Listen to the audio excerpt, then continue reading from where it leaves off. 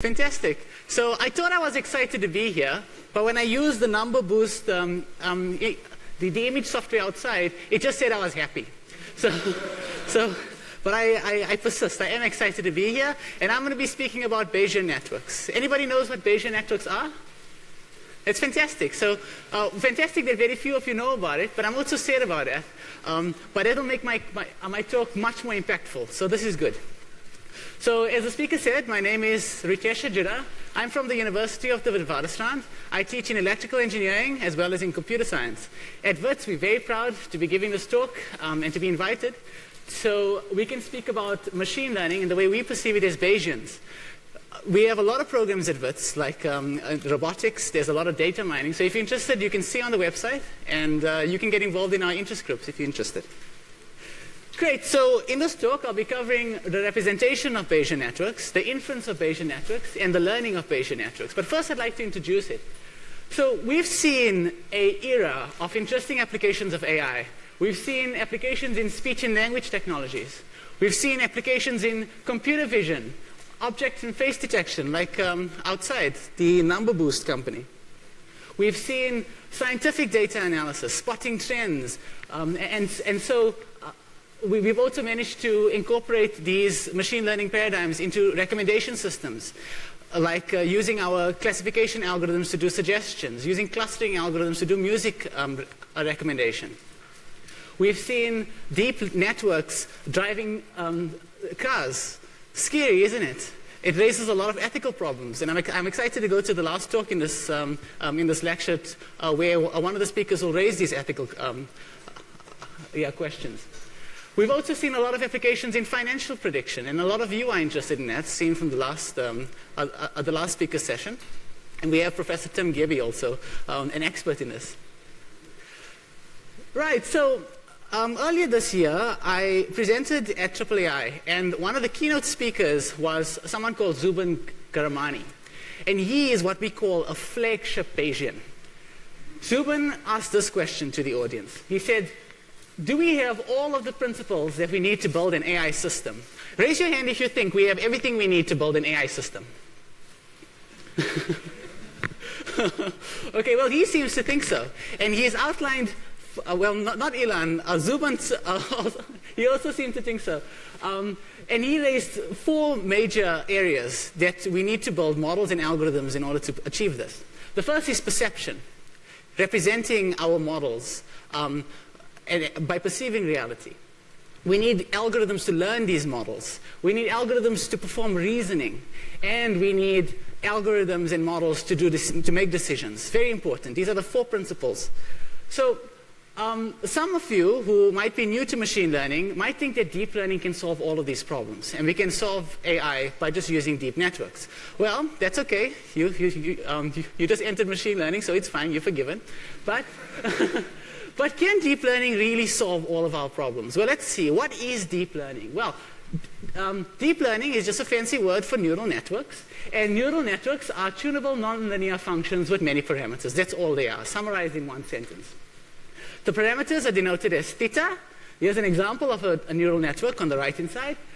Neural networks model, they model your input, which is, in this case, your x, over a set of layers and weights given by theta, and provide an output, y. Here's an example of a neural network that was used in the 80s. Is Professor Jack Hughes here? He might be able to recognize it. Deep learning is nothing more than using multi-layered neural networks. And the trick here is to use a composition of functions, that is, different layers. And with this, we usually train it using the maximum likelihood or the penalized likelihood using variance of stochastic gradient descent. These are the algorithms we use for optimization. So ultimately, neural networks are simply nonlinear functions plus basic statistics and optimization for training. But I don't want to understate this. Even with neural networks being this simplistic, it solves so many problems. But let's not forget, it's simply neural networks with some major changes. And what are these changes? Let's look at them. Well, the first major development is the architectural and algorithmic innovations. That is, we now have algorithms to learn with many layers. We have different forms of regularizations. We have the use of dropouts. We have new architectures. We have vastly larger data in this age, which allows our learning algorithms to prevail, such as web-scale data, big data. I'm sure many of you could mention lots of different kinds of data that we have access to. We have vastly larger computer resources. We have GPUs, computing on the cloud, new hardware architectures for computation. We have better software tools. We just spoke about TensorFlow. And finally, a very important factor is vastly increased industry investment. Because as we all know, when we have more people working on a problem, we have more progress. So this is very important. The number 5 is a prevailing factor, the attention to deep learning. Right, but let's not forget, there are also limitations of deep learning. And this slide hopefully sums up. But I don't want to point this out as what deep learning can't do. I want to point this out as the possible research areas that you could be solving. And if you are at the forefront of deep learning research, you should be looking into these problems, solving these problems, so we can use deep learning for more problems. Okay, so the first problem, deep learning methods are very data hungry. They often need millions of training examples in order to train a network. Second thing, I'm going to sound like a complainer now. The second thing is they're very compute intensive to train and deploy. Even though we have the capabilities to train these networks on cloud computing and GPUs using CUDA, those things still cost money. So it's compute intensive. It's poor at representing uncertainty, which makes it untrustworthy. Okay? Because if you want to be able to apply these deep networks on really important problems, this could be a limitation. And so uncertainty sometimes, as some of you know in causality research, you need to model this somehow. And deep learning methods just don't provide that much flexibility for it. It's non-trivial to incorporate prior knowledge. If you want to incorporate prior knowledge, you can do it via transfer learning, but it's non-trivial to do so. And it's also non-trivial to use symbolic representations to incorporate that. It's easily fooled by adversarial examples. Perturbing a few pixels in an image causes the deep network to give you confidently wrong answers. Confidently wrong answers, that's a problem. It's finicky to optimize. You first got to choose the architecture, then you've got to choose the learning procedure, then you've got to choose you have to choose your initialization methods. And the initialization in itself can be seen as a black art. Only certain people can do it based on their experience. What nonsense is that, right? So the last and the most problematic that I find is that it's uninterpretable black box. That's what it is. You don't know how it works. It just works. Okay, it gives you 98% accuracy. How did they get to that? We don't know. We want to open it up. We can't. We don't understand it. And so although we have a lot of smart, so one of my friends, he's from Harvard University, he's working on this problem. He's trying to interpret neural networks so that we can understand intuitively how does it work. It raises some more ethical questions. Would you want a black box method flying an aircraft? Would you want it to be giving medical advice? These are interesting questions. And until we overcome these issues, we won't be able to use deep learning methods on important problems. Okay, so that's the rant over. Okay, so. Okay, cool. So I want to stress in this lecture or this seminar, whatever it's called, the use of probabilities. We need to be able to use probabilities so we can have a calibrated model which incorporates external factors and is able to do prediction under uncertainty. That is, we need to get systems that know when they don't know. They shouldn't give us confidently wrong answers. They should know when they don't know. We should also need probabilities to allow us to model complexity control in structure learning. We should use Occam's razor to allow us to choose models. And we shouldn't have problems like overfitting and underfitting. These are problems that arise from using hacks to solve problems. Using probabilities, we can model our uncertainty so that we can overcome these issues. And I'll show you a method to do this later on. Finally, we need, we need a system to make rational decisions. Some of you are involved in reinforcement learning. A few of my students are. They actually need to be able to use the model of uncertainty to make decisions. And you can model reinforcement learning problems using graphical models, as I'll show you before, namely influence networks. The second point is that we need models that allow us to easily incorporate prior knowledge. If you have an expert who knows how He has an intuition on how the data is being generated. Use his knowledge and incorporate it in your model. We should be able to use probabilities to do this because we're modeling uncertainty. And finally, we don't only want a network to work whenever we have lots of data. We want the model to work generally. If we have little data, it should work. It should rely on prior knowledge more. And if it has lots of data, perhaps the data or the evidence is incorporated with the prior knowledge, and it's used to make better decisions. Right, so this is why we need probabilities. We need to model these kinds of problems. So I see machine learning as nothing more than probabilistic modeling. And in science and engineering, the two fields that I teach, you need to use models to solve problems because it contains your intuition and it contains everything you need in a way that allows you to do learning and inference. So a model describes data that one could observe from a system. If we use the mathematics of probability theory, as I've stressed on, to express the forms of uncertainty with the noise associated with the model, then the inverse probability allows us to infer unknown quantities. Okay? And if you're not following so far, don't worry, this will be clear in a minute. It allows us to adapt our models, allow us to make predictions, and learn from data. And so I want to introduce to you the Bayesian perspective. And I'd like to reintroduce myself as a Bayesian. I see, yeah, you probably figured it out by now. So in a Bayesian's world, there are only two things. There's the things that you measure, and there's everything else. Okay? It's as simple as that.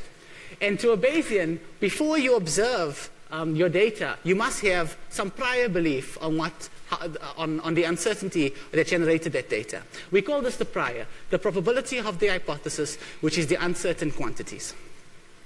For any of these hypotheses, we need to measure how probable is the data under that hypothesis. Now, you might know this as the likelihood, right? We're measuring the likelihood, which is the probability of the data, given that hypothesis. We then have to renormalize by dividing all possible hypotheses relative to the data. And so I present to you Bayes' rule, which implements the probability of your uncertainty given your data as nothing more. Well, this thing has a pointer. As nothing more than the probability of your prior probability of the hypothesis multiplied by the likelihood of your data given that under that hypothesis, renormalized over all possible hypotheses. And this now is a model that doesn't care about overfitting or underfitting because this model naturally solves these problems in its very design. Fantastic. And to link this to practical knowledge, I'd like to introduce you to the Bayesian network. So, any of you have done computer science, graph theory before? Fantastic. This is going to be good. It's going to be much more accessible now. So, a Bayesian network is nothing more than a probabilistic graphical model. Probability from statistics, graphical from graph theory in computer science and mathematics, and model from mathematics. Okay, so this is the marriage of three fields. The nodes in this network represent our random variables. The nodes, right, those are the circles. Those are the random variables. In this graphical model, we are modeling our uncertainty over four variables. The cloudiness outside, either it is cloudy or it isn't, it's Bernoulli. Your sprinkler either being on or being off. The rain either pouring or not pouring. And whether or not the grass is wet. These are the random variables. Right? These are the nodes which describe those random variables. Notice that each of these nodes have an associated set of values. Okay? Bernoulli, either on or off. The edges in the Bayesian network represent conditional independence assumptions. Here's an example of a conditional independence assumption.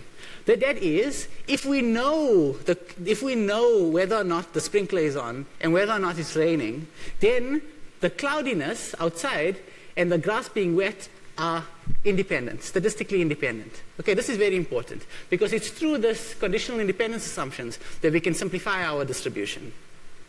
So Bayesian networks provide a compact representation of a joint probability distribution.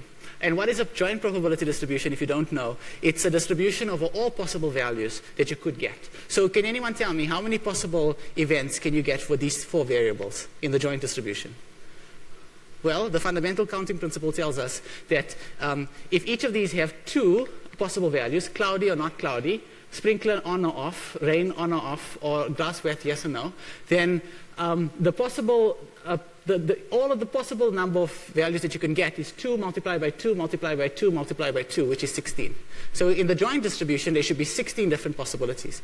And the joint distribution has a probability distribution over all 16 of these. Is that okay? Right, fantastic. So let's now expand this Bayesian network to incorporate the other components of it. So for each of these, the thing is gone for some reason. I don't know why. Oh, it looks like the whole thing switched off. Does anybody know how this thing works? Okay, it looks like I can just use... Was it me? I don't know. I did. I switched it off. How embarrassing. I'm sorry. So we must specify a conditional probability distribution for each of these nodes. The conditional probability distribution are given by these factors for discrete values. These are called factors. And the factor has a scope. For example, cloudy can be in two states. 50% of the time it can be true, and 50% of the time it can be false. This is typical Johannesburg weather. In Cape Town, obviously it's not the same. Otherwise, you wouldn't have no water in the toilets. Okay. So the sprinkler has a factor over its scope being sprinkler as well as cloudy. Why? Because there's a dependency from cloudy to sprinkler. And so therefore, the distribution, the conditional probability distribution, encodes both values from cloudy as well as values from sprinkler. Okay, so this is easy, not so difficult so far. And we have the same thing for rain. Rain incorporates both rain and cloudy's values, and grass wet incorporates both sprinkler's values as well as rain's values in it. Okay, so let's just read some stuff off this thing. So the probability of the sprinkler, of the grass to be wet, if I know that the sprinkler is off and the rain is off, would be, so the grass being wet, if I know that both the sprinkler and the rain is not working, would be 0. Okay, would be false. All right, so that's fine. We can read them off like that. Great. So now that you know how this works, we can now do inference on this, right? So great. So now you all know, by this point, you'll know how the Bayesian network is represented and how we use probability distributions in order to infer in order to infer a probability for each of the factors. Now let's talk about how to use this to answer queries. How do we use the system? Now we have a system for modeling uncertainty. How do we use it for inference? This is interesting. Well, one of the inference algorithms, or one of the inference problems is assessing for a conditional probability query.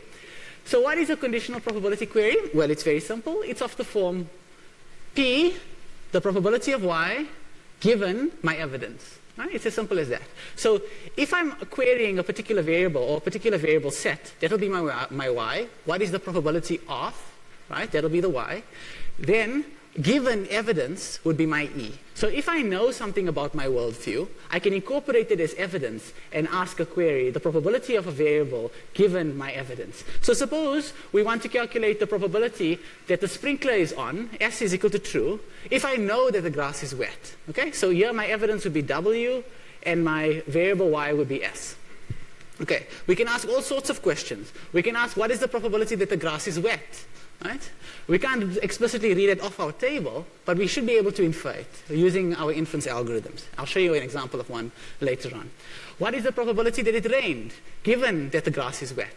What is the probability that the sprinkler is on, if I know that the grass is wet, and if I know that it rained? Right? These are the kinds of questions we can answer. And this also, this ability to model uncertainty in this way allows us to do causality. Obviously, there are lots of problems, but we'll talk about it in another talk or after the session. So before I talk about how do we actually get these values, right, we first need to do some little bit of housekeeping, so I give you the terminology. Okay. So recall that this is a Bayesian network. It's made up of conditional independence assumptions and variables, and we have factors associated, which is our CPDs, associated with each of these values. So this, we denote a factor by phi, and we denote the scope inside of our factor. Okay, so simply the factor phi has scope C, that's for cloudy. The factor which has scope R and C is for rain. The factor which has scope W, S, and R is for grass wet. And the factor which has scope S and C is for sprinkler. Right? Cool. How am I doing for time? Fantastic. So this is the terminology, right? Everybody's okay with this? Then we can start doing some math.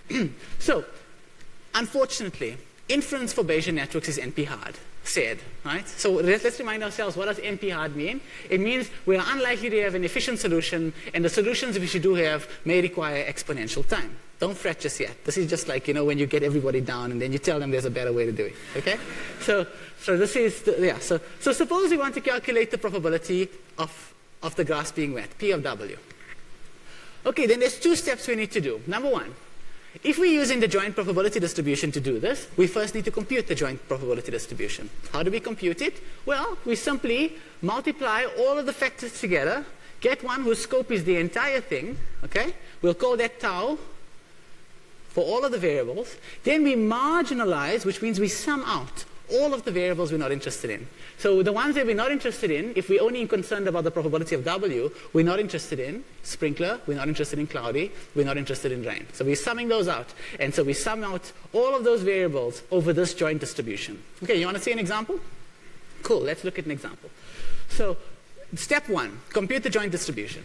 So what is the length of our joint distribution? Well, I told you before, the fundamental counting principle tells us that it's going to be 2 multiplied by 2 multiplied by 2 multiplied by 2, which is 2 to the 4, which is 16. So we know we're going to have 16 rows in our joint distribution. And we denote it by tau. Here's the joint distribution. Obviously, I couldn't write all 16 here, but there are a few of the different columns. So this first row here is if everything is off, right? So it's not cloudy, the sprinkler is not on, there's no rain, and the grass is not wet. The probability of those events that occur together is 0.1 and 0.2. Great. So we've got our first step, but remember, we want to compute P of W, right? So what do? We sum out, we marginalize, we sum out all of the other variables. So we're summing out, we're summing over all of the other possible variables. So we want to get this factor, the probability of the grass, the probability of W, the grass to be wet, either true or false. We sum up all of the other variables, keeping W fixed. So the magenta, which one's magenta again? This is the magenta one. The magenta one here is if the grass is wet, right? W is T, is equal to T. So we sum that, and we sum this, and we sum this, and we sum this, and we get that value. And if we do the same thing with the kind, we sum this one, and sum this one, and sum this one, and sum all of the other blue ones to get the probability of the grass being false. Okay, so there we're done. We computed a new factor which tells us the probability of the grass being wet or not. Simple. Right, see, but remember the problem. The problem was, we said it was NP-hard, which means that when we look at this, the length of this, it could be exhaustively, like it could be really large. Suppose we had 4 variables, which meant that the length of our joint distribution would be 16. What happens if you have n variables? Okay. Are we multiplying? No, we're multiplying by the length of the variable, but it's increasing exponentially. The length is increasing exponentially. Do you see it? So that means that if we have lots of variables, like n variables, there's no chalk, but you can imagine it'll be 2 to the power of n, the length. It's terrible. So what do? It's okay, I don't need it. I just wanted to write 2 to the power of n. So it's fine. Okay, good. So, right. So let's move on. So a better way of doing this. So even though we've seen now that it's a difficult problem, it's NP-hard in the worst case. But in the general case, we can do better. And the most basic algorithm to do better is what we call variable elimination. It's the most fundamental one. It was invented by Judea Pearl. Anybody knows Judea Pearl? He's my hero. I have to meet him before I die. He's the hero of this. He invented Bayesian networks. He invented lots of techniques to handle causality research. And one of his major contributions is that of variable elimination. And in variable elimination, if you want to compute the probability of W, all you need to do is look at the difficult problem. This is the difficult problem, the one that we just already did an example. We computed the joint probability distribution here, and then we marginalized over the different variables. But Judea Pearl said, why not just push the summation in, right? And make the computation less problematic. So we can push our summation, the first summation, our C, we keep that one here, and we push the summation of S and R in. Because we know that a summation only goes over certain factors that have that scope. And so we do that again. We push our summation further in. And now we have the summation over just 2 factors multiplying each other. Okay, so now the problem is significantly cheaper. Obviously, as we scale, because in this problem it doesn't really, it's not really cheaper, but as we scale the number of variables, it becomes much more cheaper, and we can do our marginalization of factors much easier, computing our tau of W. Right, so this is good. So now, to summarize what we've done so far, we understood the importance of using probabilities to model uncertainty. That's the first important thing. The second thing we learned about was the Bayesian paradigm, which simple philosophy says anything you have uncertainty over, you must have a distribution over.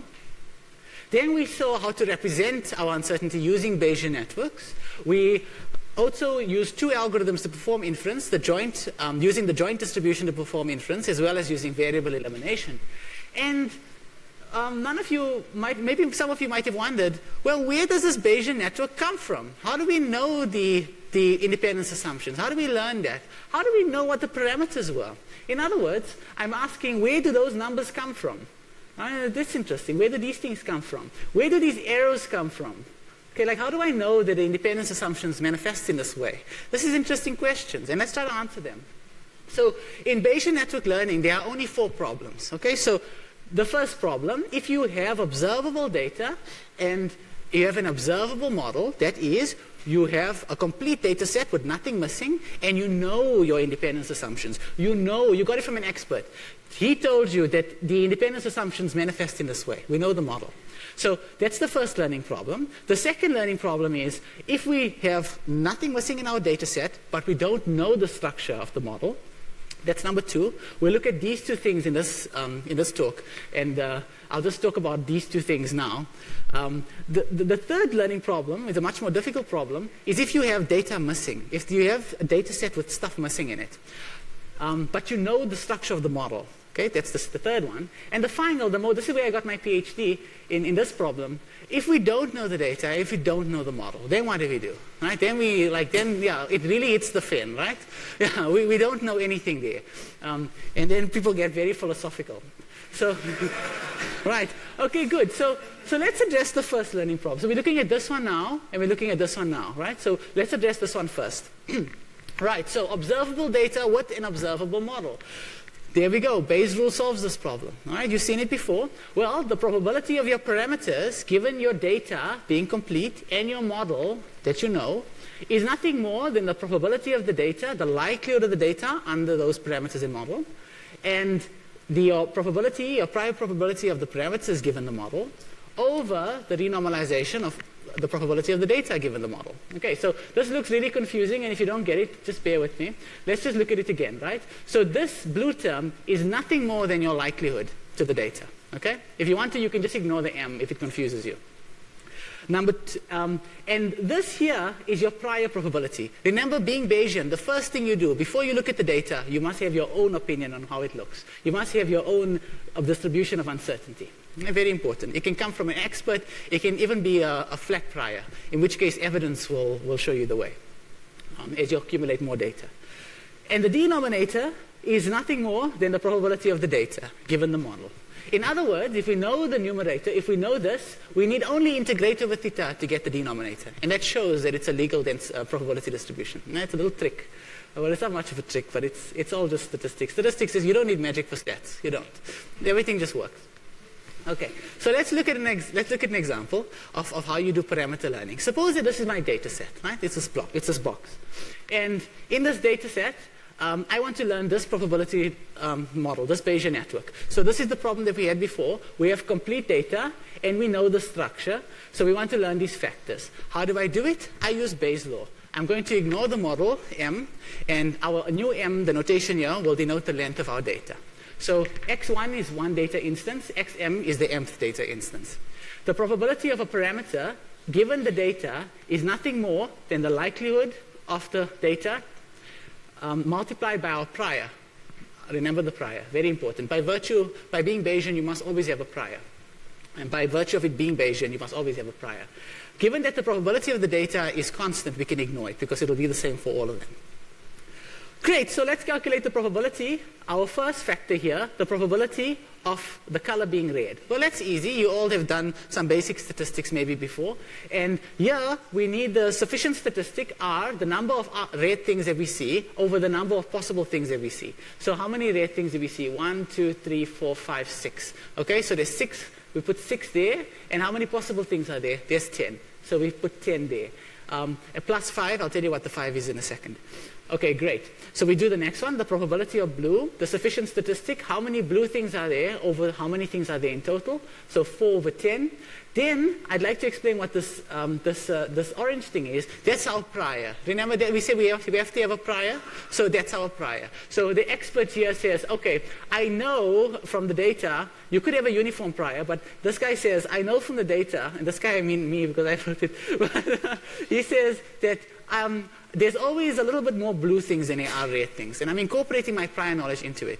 And now you can do it in this form because it's what we call a conjugate prior using a Dirichlet prior. But I won't talk about it now. As long as you understand the high level, the high level structure of what I'm talking about. Great, so now we can calculate probabilities given evidence. So if I want to calculate the probability of a triangle given that it's red, then I need to calculate the joint the joint counts of it being a triangle and it being red over how many red things are there. And that will be 4 over 6. You do this for all of the other parameters that you need. You see, this is a simple problem. We solved it. This is observable data, observable model. We then put these numbers that we calculate, these ones over here, into our Bayesian network. So we do that on the next slide. But as we notice, the observable from you, the good students are looking at this and they're saying, that's not a probability distribution. These two things don't sum to 1. So what do? We just normalize and we get this, and we get a Bayesian network. Piece of cake, right? You can do this in your sleep. There's nothing difficult about learning what complete data and knowing your structure of the network. Great, but now, remember the other problem. What happens if we have the data complete and we want to learn the model? Well, this is what I'm particularly interested in, what we call structure learning. And in structure learning, we can also solve this using Bayes' rule, as the probability of the model, that is the structure, given the data, is nothing more than the likelihood of the data given that model, multiplied by the prior probability of the model over the probability of the data. Well, Bayes' rule allows us to solve this, and this gives us a way of measuring the worth of a particular structure given the data. And this will be useful when we're searching for our optimal structure. Now let's see how we search for our optimal structure. Well, we use heuristic search techniques or local search techniques. And we define a hypothesis space of all possible structures we are willing to consider. We create a mechanism to score the network, and since we are Bayesian, all of us in this room are now Bayesian. Right? I've convinced you that it's the right way to do things. You need to have, you can use Bayes' rule to do that. So we can use the probability of the model given the data to score a network. And finally, we optimize over all possible structures and all possible scores. Okay. Piece of cake. So let's say an example. So the first step, defining a hypothesis space. We've done that, right? This is our hypothesis space. This is the only different structures that I'm willing to consider. You can obviously consider every possible structure. Your search space increases super exponentially. Or you can narrow down the search. You create a mechanism to score each network. So Bayes' rule there tells me how to score each network, and the probability of this model given the data is 30. The probability of that model given the data is 20. The probability of this model given the data is 8. And so I just simply optimize over the score. I pick the one that's biggest, and I'm done. That's the model that I'm interested in. Same model that we'll be interested in. Now, obviously, there are some issues, but we can talk about it in the break if you're interested in this problem. This is what my PhD was about. Very, very interesting. Right, so now you all are excited. You'll know how to do representation, you'll know how to do inference, you'll know how to do learning. You want to go out in the world and solve problems using it the Bayesian way. And how do you do that? Well, you can program everything from scratch, which is always a good idea because that's how you learn about how the algorithms work. Or you can be, what do they call that? When they, they just, there's a word for this, I forgot. Yes. You can, not lazy, you can be you can't say it's lazy because some people, they just want to prototype an idea very rapidly and they want to see if it's worth investigating further. So maybe not lazy, maybe economical, right? You can be economical and you can say, I'm just going to use one of the softwares already created and I want to build a Bayesian network, see if it solves my problem better than any other way, and then I'll look into it further. So these are the different ways you can do it, right? You can use one of these softwares, and I've selected quite a few. There's a diverse programming palette here, so you can pick your favorite language and go with it. The one I'd like to point out here is the one by Murphy, BNT, which is a very interesting one, and it's one that's most commonly used. But I also want to point out, it's not my favorite. You can guess which one's my favorite. Yes, number 7, because I wrote it. So you can use my one. You can use Brio. And Brio is, I'm a big fan of Beethoven, and so I copied this here from one of his music scores. And Brio means growing in energy. And so Brio, for me, it stands for my software, it stands for Building Relational Influence Ontologies. And you can use Brio to solve all of your problems. It has modeling with all 4 of those learning problems. Okay, so a little bit of advertising, right? Okay, good. All right, fantastic. So let's now look. Although I'd love you to use my software, like I said, it'll only be available a little bit later on, in another 2 days or so. I'm waiting for my examiner. I don't know if he's from this, I don't know. Okay, but my examiner is taking forever. But as soon as he gives me my work back, I'll launch this. But just in case you want one that has a lot of support and a lot of a huge community already established, you can use Murphy's one, and it's BNT, the Bayesian Network Toolbox. And let's look at an example of using the Bayesian Network Toolbox to address the problem that we've been going through throughout this talk. All right, so suppose we want to build our sprinkler example. With the sprinkler network we spoke about. Let's see if we can build that using BNT. So how many variables did we have? We had 4 variables. So n is equal to 4. We now need to create our adjacency matrix to show the computer what the structure of our Bayesian network looks like. And so we do that using an adjacency matrix. So we have the edge, an edge existing from C going to R and S. That's what this line does. An edge going from R to W, that's what this line does. And an edge going from S to W, that's what that line does. Okay, great. We then define how many values are there in each of the variables. Remember, how many different variables there are. In our example here, we had a Bernoulli distribution for each variable. So there's 2 possible things that each variable could be in, either yes or no. Is raining, is not raining, is cloudy, is not cloudy, and so on.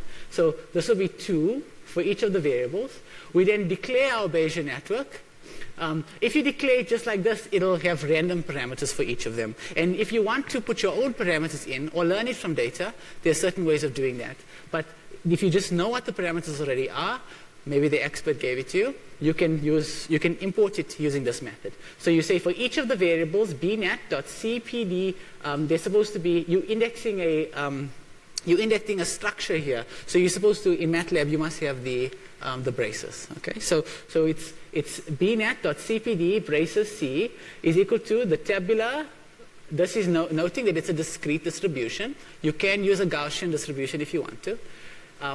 For 50 being cloudy and 50% of it not being cloudy. Okay, and you can import all of your parameters in this way. I wanted to do a lab session with this, but it's good that you can just try this out on your own. Now, students, remember, we spoke about the inference algorithm variable elimination. You remember that, right? But there's lots of inference algorithms. And the mother of all inference algorithms, quoting Murphy, is invented by Judea Pearl. You might have guessed already. And he invented the junction tree algorithm.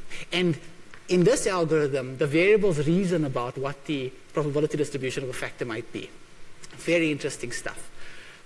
So you can choose to use the best inference algorithm out there, which is the junction tree algorithm.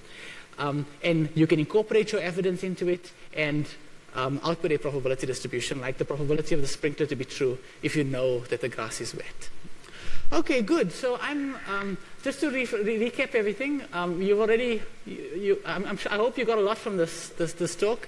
The importance of probabilities in modeling uncertainty. I hope I've convinced you that this is the only way to solve problems, not only in computer science, but everywhere, in life as well, right? Everywhere, no matter what the field is. Representing Bayesian networks. Remember, we spoke about it here for static examples, non-temporal examples, but Bayesian networks can be extended to the temporal domain by just having two assumptions, time invariance and Markov, right? Markov invariance, no, you know? No, okay, doesn't matter. So we also spoke about Bayesian parameter learning, Bayesian structure learning, and lots of examples that you can use to code this in. Thank you very much.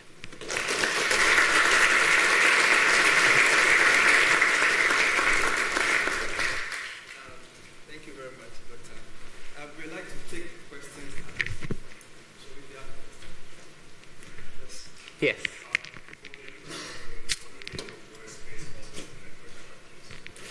So this is a good question. The question is, for inference algorithms, what would be the worst possible structure that you can have? As you may have noticed, in variable elimination, we took advantage of the fact that conditional independence assumptions were declared that allowed us to break up the summation. You remember? So the ideal environment for variable elimination is to have more conditional assumptions, right? Because then you can break up the summation more and more and have less factors to multiply into. For the junction tree algorithm, which is the Judea-Pearl algorithm, well, they both are, but the one I showed you later on, the last example, in that example, it makes use of what we call click trees in computer science, which is a particular configuration of edges and nodes. And so if you have more of those, then you are able to have more components to reason about inference. So it really depends on the inference algorithm you're using to do the actual computation, the inference task. It's a good question. Excuse me?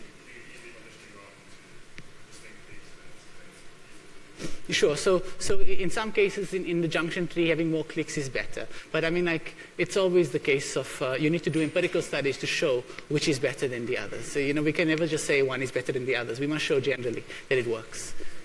Yeah. Say that there's actually no causal relationship whatsoever. It's pretty much your probability of clouding on cloud can be like, or any of those combinations could be like 1 over 2 to the power n times 2. Then tell you it's circulating. Sorry? If there's no causal relations? There's no causal relationship. So basically, no matter what you call, you can have an observation. If there's no actual relationship, when at the end of the day, the probability of something occurring almost be 1 over 2 to the power n. It's equally likely. So that's an interesting argument. So just due to so remember we did structure learning where we have to search for the most important structure, right? So just because of statistical noise, some variables might seem correlated, which can be captured in the structure learning algorithm. So in no case, unless every single variable is mutually independent, which is never the case when you're using numbers, just by statistical noise they can be correlated. You'll always have some conditional independence assumptions, and there'll always be some way to induce the CPDs.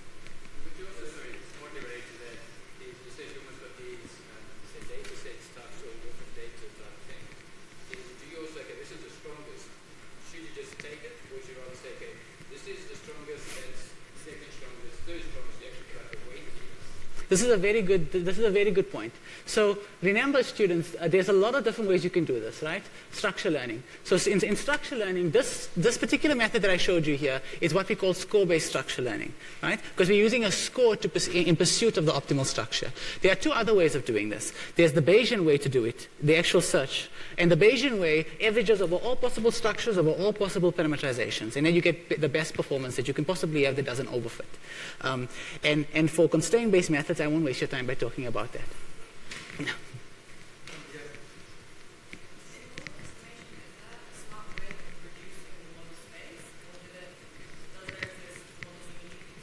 Sorry, I don't understand the question. Yes? Is there a smart way to reduce the space of all possible models we have to search through? Yes, there is. So you're talking about the structure learning problem, right? So in the structure learning problem, the student is asking, if we have lots of different kinds of structures, do we need to store it in memory then search through them, right? No. You can, in local search procedures, you can have a set of a set of ways to transition from one to the other. So for example, if you start off at this, graph here, and you're in pursuit of the optimal structure inside of the hypothesis space, then you might have a set of different mutations that you can have. You can have maybe adding an edge, or deleting an edge, or reversing an edge. Those are 3 possible ones, and those are the ones that are used in practice. So if you are in this, from this graph, you can look at all possible different ways you can add an edge, reverse an edge, or delete an edge, which isn't that much. It's just, it's polynomial. It's n squared. So it's not that bad. You can do it within an adjacency matrix. Explore all possible ones, search for the optimal structure there, and then move to that, and do the same thing again. And what will you do? You'll do what we call greedy hill climbing, right? Which can be easily ramified by using random restarts and taboo lists. Yes. Sorry, just on what you just said, is that like combining evolutionary computing abilities? No, it's not. No, now it's very different from genetic algorithms in that here we have a gradient. Right? In genetic algorithms, we do not have a gradient. It's random. And that's why we look down on genetic algorithms. Okay? We must have a gradient. Always have a gradient. So my actual question is actually with dynamic Bayesian networks structure. Yes.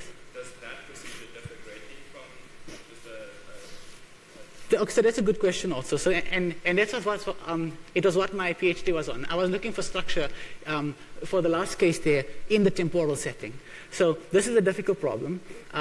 And I can tell you, it really depends on what you're trying to do. So a very famous scientist in Bayesian statistics, his name is Ner Friedman, and he invented something called structural EM. And in structural EM, you're searching for the structure as well as missing parameters simultaneously. And in this case, he showed it to work for dynamic Bayesian networks, where if you have certain independence assumptions, remember that a dynamic Bayesian network is nothing more than a Bayesian network over time. So it has the same structure, and it persists through time. And so if you discover the correlation between variables for one of these t's, and if you have the assumption for what we call time invariance assumption, then you need only just do the structural learning procedure once. So that's interesting. Yeah. But there's a lot of, in that area in particular, you can make a contribution because there hasn't been much work in that area. Okay, good. I'm glad you're all happy. Thank you.